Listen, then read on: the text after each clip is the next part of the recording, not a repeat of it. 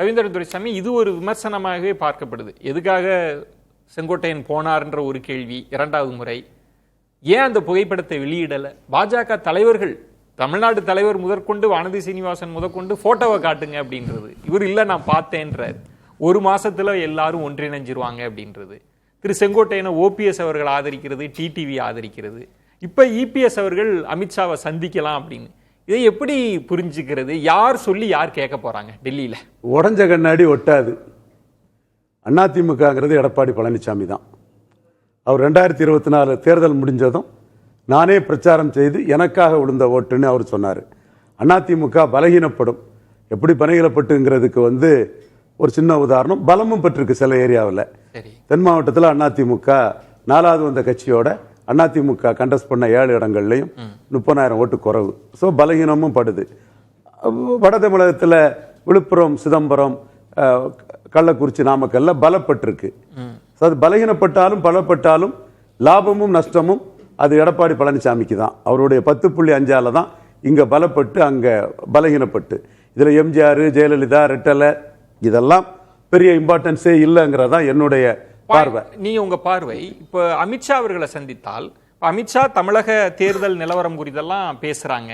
செங்கோட்டையன் போய் பார்த்துட்டு வந்திருக்கிறார். பலரும் பார்த்ததெல்லாம் சொல்றாங்க. செங்கோட்டையனே என்ன பேட்டியில சொல்றார், என்ன மட்டுமா அழைச்சாங்க, நிறைய பேர் போய் பார்த்தாங்க அப்படின்லாம் சொல்றப்ப அமித்ஷா அவர்களுக்கு ஒரு கணக்கு இருக்கும் இல்லையா? அதை இன்சிஸ்ட் பண்ணுவார்ல, அது என்ன கணக்கா இருக்கும்? எங்க அவங்க கணக்கே முதல்ல தேராது. நகர்ப்புற உள்ளாட்சியில் அமித்ஷா கணக்கு 2% மேல சீட்டு தரமாட்டேன்னு எடப்பாடி ஸ்ட்ராங்கா நின்று சேலத்துக்கு கிளம்பி போயிட்டாரு. ஓபிஎஸ் 5% கொடுக்கலான்னாரு. கூட்டணி முறிஞ்சி அமித்ஷா மாநில தலைவர்கிட்ட தமிழ்நாடு ஃபுல்லாக கேண்டிடேட் போடுங்கன்னாரு. மக்களவை தேர்தலில் மோடி பக்கத்தில் உட்கார்ந்துக்கிட்டு 3வது முறையும் பிரதமராக வருவார், 330 சீட்டு ஜெயிக்கும்னு சொன்னார். 6 சீட்டுக்கு மேலே தரமாட்டேன்னு சொன்னார். ஐயா எடப்பாடி பழனிசாமி வெரி டஃப் பார்கெனர், ஈல்டாக மாட்டார். நான் ஏற்கனவே அவரை பற்றி சொன்ன விஷயங்கள் சரியா தான் நடந்துட்டு இருக்கு. நீங்க சொல்றதுதான் 12 சீட்டு. ஒரு விஷயம் திரு ரவீந்திரன் துரைசாமி, நீங்க சொல்றீங்க இபிஎஸ் அவர்கள் கடந்த காலத்துல எவ்வளவு கராரா இருந்திருக்காங்கன்னு. ஆனால் செங்கோட்டையன் அவர்களோட விஷயம் இருக்குல்ல, அவர் ஏன் டெல்லிக்கு ஹரித்வார் போனவர் எதுக்காக டெல்லிக்கு போகணும்? ஏன் அமித்ஷாவை பார்க்கணும்? அவர்தான் கட்சி பொறுப்புல இருந்து உடனே டக்குன்னு நீக்கிட்டாரு. நான் இன்னும் அழுத்தி சொல்றேன், நிதியமைச்சரை ஏன் பார்க்கணும்? ஏன் உள்துறை அமைச்சரை பார்க்கணும்? அது ஒரு டெல்லியில ஒரு மாசம் ஒரு நன்றி உணர்வா, யார் அவருக்கு நம்பிக்கை ஒரு நன்றி உணர்வா எடுத்துக்கலாம். 20% பலம் கொண்ட ஒரு கட்சி நம்ம கிட்ட வருமா வராதான்னு இயங்குனதுல இவரை பார்த்ததும் இவர் அந்த கேஸு அதெல்லாம் வச்சு ஏதோ பண்ணிடுவாங்கன்னு உள்ள வந்துட்டாரு. ஒரு 20% மோடி எதிர்ப்பை டைல்யூட் பண்ணதுல செங்கோட்டை ஒரு நல்லது பண்ணியிருக்காருன்னு மீண்டும் அவரை பார்த்துருக்காம போய் சொல்லியிருக்க மாட்டாங்க. என்றாலும் படத்தை வெளியிடாததே எடப்பாடிக்கு அது ஒன்றிணைதல் அல்லது இபிஎஸ் அவங்களுக்கு அழுத்தம்ன்றதெல்லாம் இனி வாய்ப்பே இல்லை. அமித்ஷா அதை செய்ய போறதே இல்லையா? பாஜக சொல்லி ஏன் ஓபிஎஸ் டிடிவியும் கேட்க போறாங்க? மோடி தான் 2 பேருக்கும் அழைப்பு இல்லாம பண்ணது. அமித்ஷாவை மீறி மோடி தான் சசிகலாவுக்கு இடம் இல்லாம பண்ணது. சசிகலா ஸ்ட்ரெங்தன் ஆகக்கூடாது தான் மோடி தினகரனையும் ஓபிஎஸ்ஸையும் சினப் பண்ணி இருக்கிறாரு. இப்போ தமிழ்நாட்டுக்கு வரும்போது அவங்க எல்லாம் வேண்டவே வேண்டாமா? ஒரு முன்னாள் முதல்வர் அறிக்கை விடுறாரு, பிரதமருக்கு தெரியாதா? நீங்க என்ன மீறி சசிகலா சொல்லி ரிசைன் பண்ணீங்க, உங்களுக்கு நான் வச்சியான அரசியல் பண்ணணும், என்னையே நீங்க தானுங்கிறதா முடிவு. அதனாலதான் நீங்க சொல்றீங்க திருமதி சசிகலா மீது மோடி அவர்கள் எதிர்ப்பாக இருந்தாங்கன்னு கடந்த காலத்து பக்கத்தை புரட்டுறீங்க. ஆனா நீங்க என்ன சொல்லுவீங்க? மோடி அவர்களோ அமித்ஷா அவர்களோ அபண்டன் காஷனா இருப்பாங்கன்னு சொல்லுவீங்கல்ல. ஜெயிக்கணும்னா இவங்க எல்லாம் வேண்டாமா? அபண்டன் காஷனா இருக்கதா 240 சீட் இருக்குது.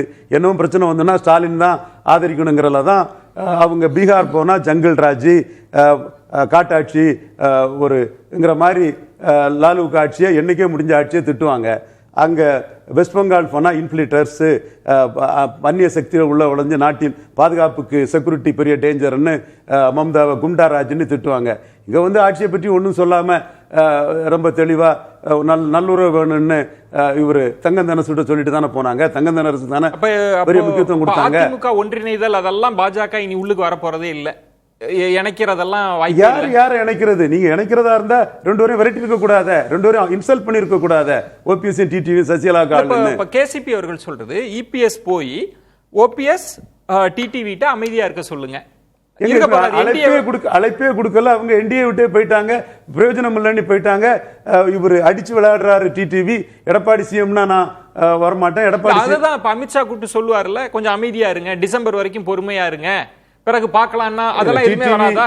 டிடிவி வந்து இவரு விஜய முன்னிறுத்தி பண்ணலான்னு அவரு பல முறையில சொல்லிட்டாரு. விஜய் தலைமையில அணி அமையன்னு சொல்றாரு. சீமான் தலைமையிலே அணின்னு சொல்ல அதுதான் ஆச்சரியமா இருக்கு. அதுதான் சீமான் நேத்து தான் சொன்னாரு, 4 வரையும் திட்டிக்கிட்டு ஏன் காங்கிரஸ் யோக்கியமா, காங்கிரஸ் ஒரு 10 நிமிஷம் திட்டிக்கிட்டு 4 வரையும் திட்டினவர் மேல அணிங்கிறாரு. என்ன நினைக்கிறாரோ டிடிவி வேற எதுவும் நினைக்கிறாரோ தெரியல. இல்ல ரவீந்திரன் துரைசாமி அப்ப அவர் ஆப்ஷனை ஓபன் பண்ணிட்டார், இனி திரும்ப போறது கிடையாது. இல்ல உங்களுக்கு இன்சல்டட் ஒரு பிரைம் மினிஸ்டர் இதுக்கு அழைப்பு இல்லைன்னா ஹெவி இன்சல்ட். அந்த இடம் எனக்கு கொஞ்சம் நான் பார்வையாளர்களுக்குமாக ஓபிஎஸ் அவர்கள் அவர் கேட்ட கோரிக்கைன்றது பிரதமரை நான் பார்க்கணும், பூங்கொத்து கொடுக்கணும்ன்றதுக்கு வாய்ப்பு இல்லை. டிடிவி தினகரன் வந்து எங்க அவர் சொன்ன முதல் பேட்டியை நம்ம ஞாபகத்தில் வச்சுக்கணும். அவர் அப்ப இபிஎஸ் எல்லாம் எதுக்கல, எங்க பங்காளி சண்டையை நாங்க அப்புறம் பாத்துக்கிறோம், எங்களுக்கு திமுக தான் எதிர்ப்புன்னு சொல்லி உள்ளுக்குதான் இருந்தார். ஆனா அவருக்கு அழைப்பு கொடுக்கப்படலை. அதன் பிறகுதான் அவர் வெளியே இருக்கிறார். அப்ப பாஜக அமைதியா தான் இருக்கிறாங்க. ரவீந்திரன் துரைசாமி அவர்கள் சொன்ன மாதிரி பிரதமர் கொடுக்கல வாய்ப்பு.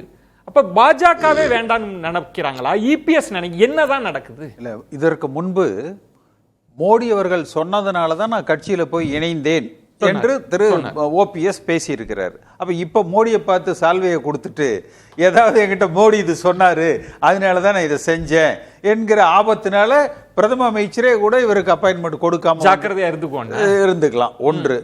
இரண்டாவது, தினகரனை வந்து அந்த மூப்பனாரோட அந்த நிகழ்வுல வந்து கலந்திருந்தா கொஞ்சம் நல்லா இருந்தது. இந்த கசப்பு அதிகம் ஆயிருக்காது. அதே வர 21ஆம் தேதி திண்டுக்கல்ல திருமதி நிர்மலா சீதாராமன் அவர்கள் பாஜகவினுடைய ஒரு நிகழ்ச்சிக்கு வர்றாங்க.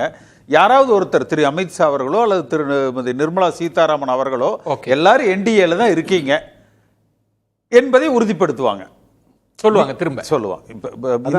இந்த மாசத்துல எப்படி மோடி ஸ்டாலினுக்கு சாப்பிட்டா இருக்கிறாரோ அதே மாதிரி பிரைம் மினிஸ்டர் அப்பாயின்மெண்ட் கிடைக்கும். இந்த மாசத்துல வாய்ப்பு இருக்கு. இந்த மாசம் எல்லாரும் என்டிஏல தான் இருக்கீங்க என்கிற கருத்தை வந்து சொல்லுவாங்க, பிஜேபியில இருந்து சொல்லுவாங்க. ஆனா அந்த ஃபைனல் என்ன ஃபார்முலால யாருக்கு எத்தனை சீட்டு, எந்த சீட்டு, இதையெல்லாம் எடப்பாடி பழனிசாமி அமித்ஷா கையில கொடுத்துருவாரு.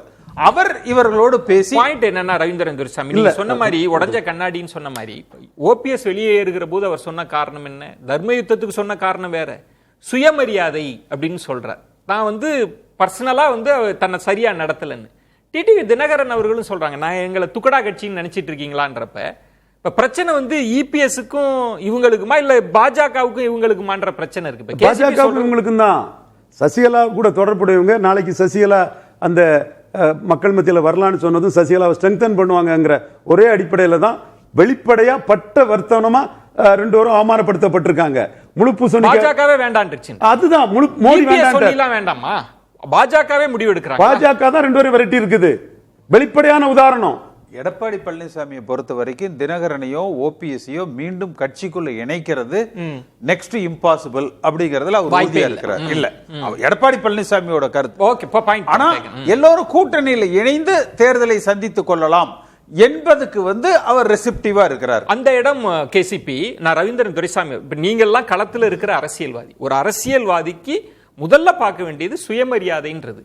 நீங்க இபிஎஸ் அவங்களோட டேர்ம்ஸுக்கு நீங்க எல்லாம் வந்து எங்களோட வண்டியில ஏறிக்கீங்கன்றப்ப அவங்களோட நலன்னு ஒண்ணு இருக்குல்ல, நாங்க ஏன் வரணும், எங்களுக்கு ஆப்ஷன் இருக்கே.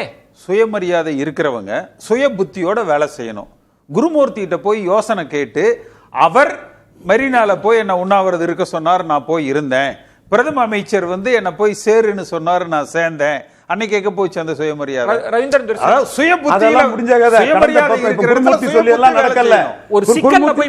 குருமூர்த்தி எல்லாம் முயற்சி பண்ணலாம், அப்பாயின்மெண்ட் கிடைக்கல. ஏன் அப்பாயின்மெண்ட் கிடைக்கலங்கிறதும் சொல்லக்கூடியவங்க சகாதேவ மாதிரி சொல்லக்கூடியவங்களால புரிஞ்சுக்கிட்டாரு அவரு. அதனால ஸ்டாலின் ஆப்ஷனை 3 தடவை ஓபன் பண்ணிட்டாரு. இனி என்டிஏக்குள்ள இவங்க வரதுக்கான வாய்ப்பு குறைவு. உண்மையை புரிஞ்சுக்கிட்டாரு அவர். யாரால புரிஞ்சுக்கிட்டாரு? தெரியும். எதிர்த்து ஓபிஎஸ் தினகரனோ போக முடியாது, போக மாட்டாங்க. வாய்ப்பே இல்லை, வாய்ப்பே கிடையாது. அப்படியெல்லாம் சசிகலா, தினகரன், பிஜேபி எந்த காலத்திலையும் பிஜேபிக்கு மோடி அவர்களுக்கு எதிரான நிலைப்பாட்டை அவர்கள் எடுக்க மாட்டாங்க. 2029 கேசிபி சொல்றதுல ஒரு முக்கியமான பாயிண்ட், டிடிவி தினகரன் எப்போதுமே ஒரு கூட்டணியில இருந்து வெளியில வராங்கன்னா கொள்கை பிடிக்கல அதெல்லாம் சொல்லிட்டு வராங்க. அவர் என்ன சொல்றாருன்னா, கூட்டணியிலிருந்து வெளில வந்த பிறகும் என்னோட ஃபர்ஸ்ட் சாய்ஸ் என்டிஏ தான், எனக்கு ஆனா பிரச்சனை எடப்பாடி EPS சிஎம் எல்லாம் தான். நடக்கிற கதையா? 20% ஓட்டு அதை பலம் காம்ப்ரமைஸ் பண்ண முடியாதா? 20% ஓட்டு உள்ளவர் எப்படி சிஎம் போஸ்ட் காம்ப்ரமைஸ் பண்ணுவாரு? ஓகே. அடுத்தால இன்னொன்னு நம்பரை increase இன்னொன்னு பண்றதுக்கு இன்னொன்னு மோடி சொல்லி தான் ஸ்டாலினை பார்த்திருக்காரு. ராக்கி, இதுல- ஸ்டாலின் உதவி மோடிக்கு தேவை. ஓபிஎஸ் மூலமா அந்த இத ஸ்டாலின் சரி, அக்னீஸ்வரன். மோடி முயற்சி பண்றாரு. இதுதான் கேசிபி கணக்கு. அக்னீஸ்வரன் கொஞ்சம் காத்துருங்க, எல்லா கருத்துக்களையும் வாங்கின பிறகு வரேன் நான் EPS அவங்களோட கோணத்தில்.